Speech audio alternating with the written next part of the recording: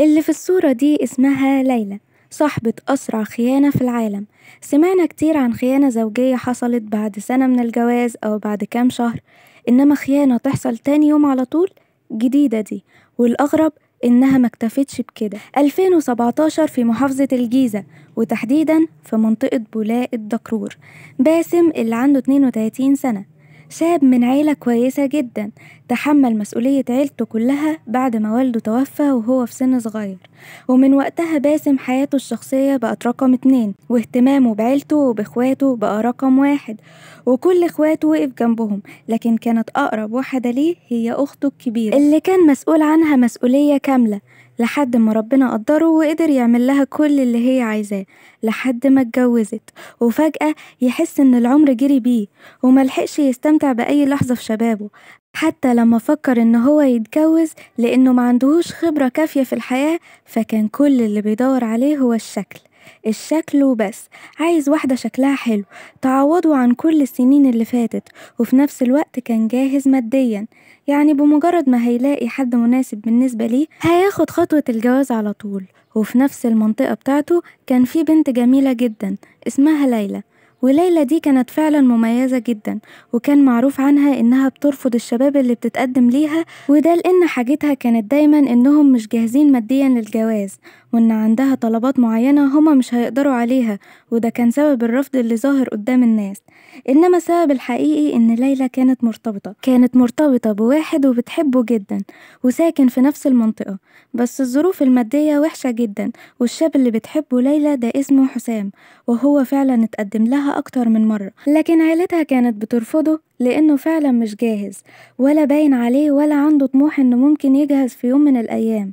بس ليلى كانت بتحبه برغم كل العيوب اللي فيه، ومهما حد قال لها أي حاجة عليه ما كانتش بتصدق، وكانت شايفاه أحسن حد في الدنيا. لما تقدم علشان يتجوز ليلى، أهلها نفسهم استغربوا جدا إن ليلى وافقت عليه على طول، بس قالوا ساعتها احتمال تكون غيرت رأيها، وإنها اقتنعت بباسم وشايفة إنه حد مناسب. والأهم من ده كله إن باسم طيب جدا، وده غير إن باسم مختلف عن شباب كتير في المنطقة.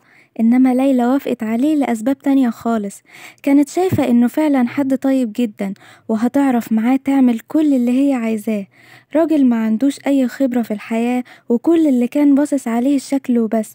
المهم إن باسم يفرح جدا لما عرف إن ليلى وافقت على الجواز منه، وبدأوا فعلا في كل خطوات الجواز.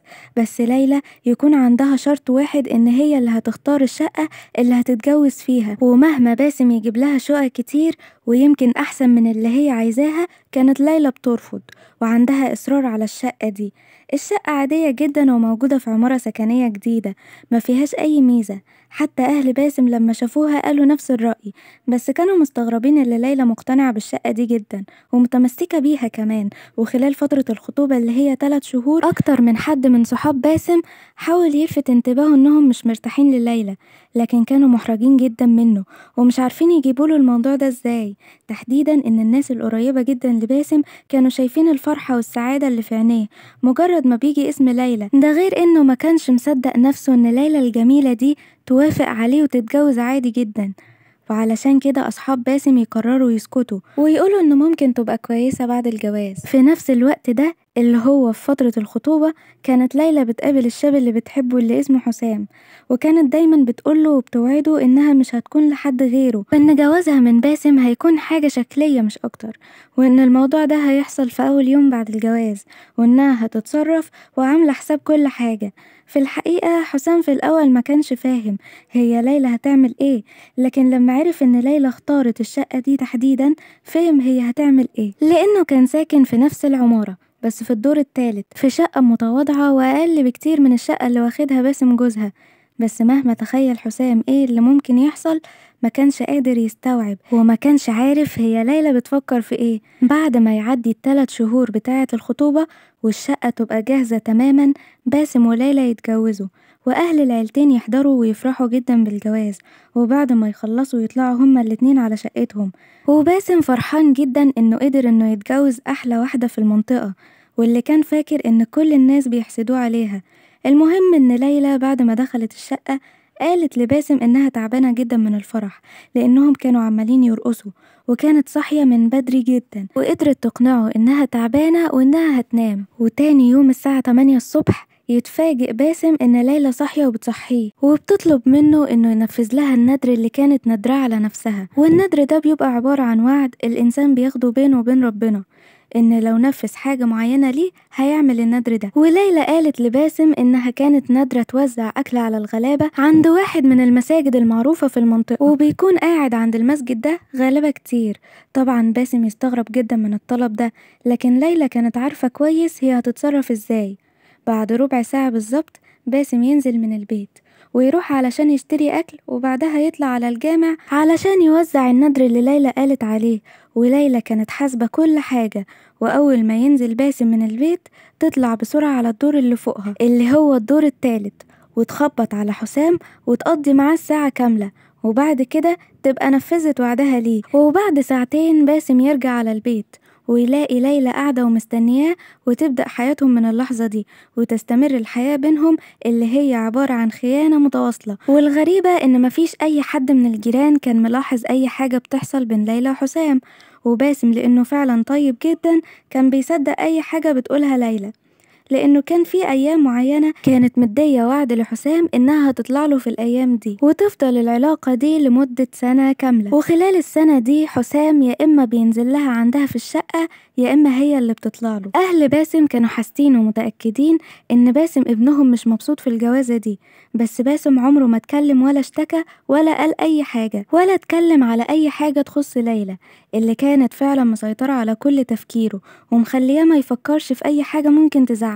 والموضوع وصل معاها لأكبر مرحلة، حسام بقى هو اللي بيتحكم فيها، وهو اللي يقول لها هتعمل ايه وما تعملش ايه، وليلى كانت بتنفذ اي حاجة حسام بيقولها، لحد ما تقرر اخت باسم جوزها تروح له على البيت علشان تطمن عليه، تقول بالمرة تقعد شوية مع ليلى تتكلم معاها وتفهم منها هل في مشاكل بينهم ولا لأ.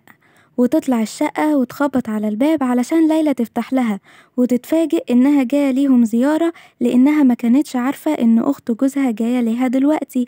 المهم ترحب بيها وتعرفها إن باسم أخوها في الشغل، وإنها لازم تقعد معها شوية لحد ما باسم يرجع. في الوقت ده حسام كان مستنيها فوق، وليلى ما كانتش عارفة تقوله ايه.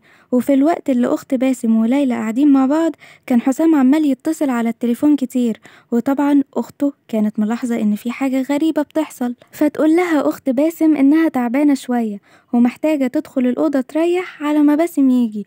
وتلاحظ إن ليلى تفرح جدا بالطلب ده وتفتح لها باب الأوضة وتسيبها تريح شوية، بس في الحقيقة أخته ما كانتش داخلة تريح، كانت عايزة تفهم هو ايه اللي بيحصل بالظبط. أول ما دخلت الأوضة لقت إن ليلى بتكلم حسام وبتقوله إن أخت جوزها عندها وإنها مش هينفع تطلع له دلوقتي خالص، وكان واضح في المكالمة إن حسام بيزعق لها وهي بتحاول تهدي فيه وبتحاول تبرر له إن أخت جوزها جات لها البيت فجأة، فعلا ما كانتش عارفة إنها جاية. وهنا أخت باسم تسمع المكالمة وتجيلها صدمة طبعا من اللي هي سمعته، وكل اللي جه على بالها ساعتها أخوها اللي مصدوم في حياته طول عمره حتى جوازته، فتقرر إنها تراقبها الأول قبل ما تحكم عليها بأي حكم.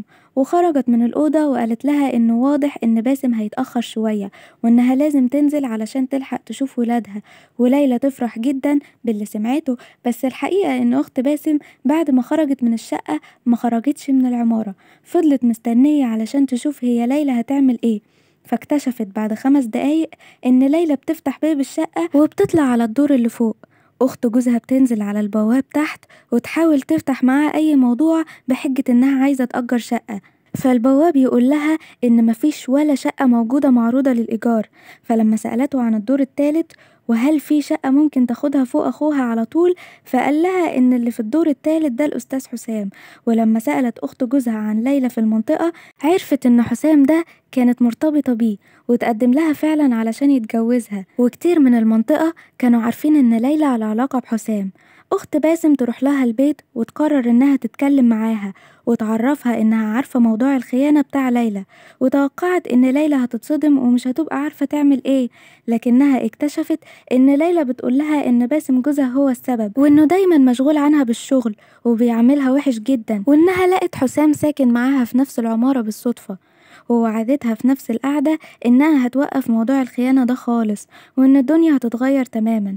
المشكلة الأكبر إن أخت باسم صدقت، كان نفسها تشوف أخوها مبسوط في حياته. ويمر أسبوعين وليلى تتأكد إن أخت باسم فعلا ما قالتش لأي حد، وبكده تطمن إن السر هيفضل بينهم هما الاتنين. لكنها بتفكر تعدل من نفسها خالص، راحت على بيت أخت جوزها من غير ميعاد، وكانت متأكدة إن مفيش أي حد في البيت، وما قالتش ولا لأي حد إنها رايحة لها زيارة. وأول ما أخته فتحت لها الباب طلعت السكينة وطعنتها 12 طعنة في صدرها وظهرها.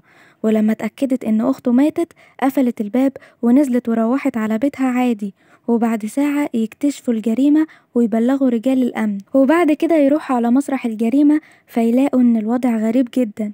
الست مقتولة على باب الشقة، وإن مفيش أي حاجة مسروقة ولا في أي حاجة متحركة من مكانها.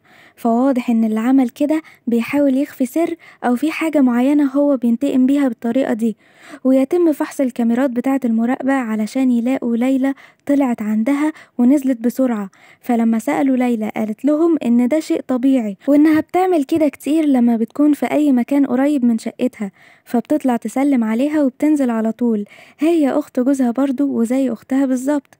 بس رجال الأمن ما يصدقوهاش خالص، وهي بتتكلم بيتأكدوا إن وراها حاجة وسر كبير، لحد ما رجال الأمن يلاقوا أقرب صديقة لأخت باسم تقول لهم إن أخته حكت لها على كل اللي حصل، وإنها عرفت إن في خيانة بتحصل بين ليلى وبين جارهم اللي في التالت اللي اسمه حسام. وساعتها أخته ما كانتش عارفة تعمل إيه، بس قررت إنها تتكلم مع ليلى. ويتأكد رجال الأمن بعد التحريات إن اللي ساكن في الدور الثالث هو فعلا حسام، وبيواجهوا ليلى بالمعلومات دي. وباسم جوزها واقف مش مصدق ولا مستوعب اللي بيسمعه، وليلى تعترف فعلا إن هي اللي قتلت أخته، وإنها عملت كده علشان خافت إنها هتتكلم وهتفضحها. وهي كانت شايفة إن الحياة ماشية عادي وكويس جدا، لحد ما ظهرت أخت جوزها كأن ليلى ما بتعملش حاجة غلط. وطبعا اتقدمت للمحكمة بتهمة القتل وتهمة الزنا، واتحكم عليها بالإعدام. وباسم مش قادر يستوعب إنه عاش سنة كاملة مع واحدة زي دي، وإن خسر أخته بسببها. كان ممكن توقف الخيانة وتعيش حياة أحسن من كده، لكن ليلى اختارت إن هي تبقى خاينة وقليلة الأصل. وبكده يبقى احنا خلصنا القصة بتاعت ليلى. طبعا ما تنساش الشير واللايك، ولو كنت وصلت لحد هنا انزل اعمل تحت تعليق، وطبعا اوعى تنسى السبسكرايب علشان يوصلك كل جديد من القناة بتاعتنا، ولسه في حاجات كتير لازم كل الناس تعرفها.